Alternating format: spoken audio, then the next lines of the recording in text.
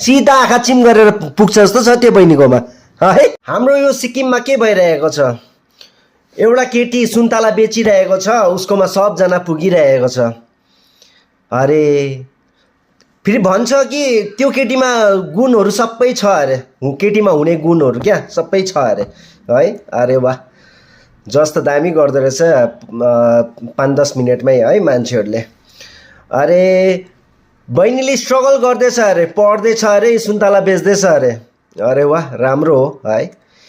तर त्यो लाइनभरि चाहिँ के केरा बेच्दैछ, अरू केटीहरूले चाहिँ केरा बेच्दैछ त्यहाँनिर।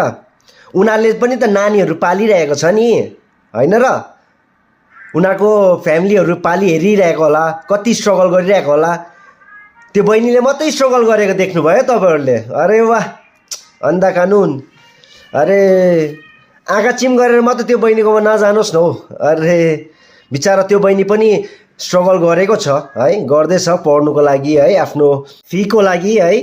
अरूहरू पनि त त्यहाँ त्यत्तिकै बसेको छैन नि त, अरूहरूले त केरा बेचेको छैन नि त, सुन्तलै बेचिरहेछ नि त होइन। र उनीहरू पनि त स्ट्रगल गरिरहेको छ हो दाजुहरू। के हो देख्दैन क्या हो बाटोतिर चाहिँ देख्दैन जस्तो लाग्यो है मलाई, सिधा आँखा चिम गरेर पुग्छ जस्तो छ त्यो बहिनीकोमा है। राम्री केटीहरूकोमा मात्रै नजानुहोस् न हौ। आम्मा राम्री केटी त देख्नु हुँदैन हो हाम्रो बोका केटाहरूले त नि। आम्मा केटाहरू पनि के भन्नु, बाजेहरू क्या।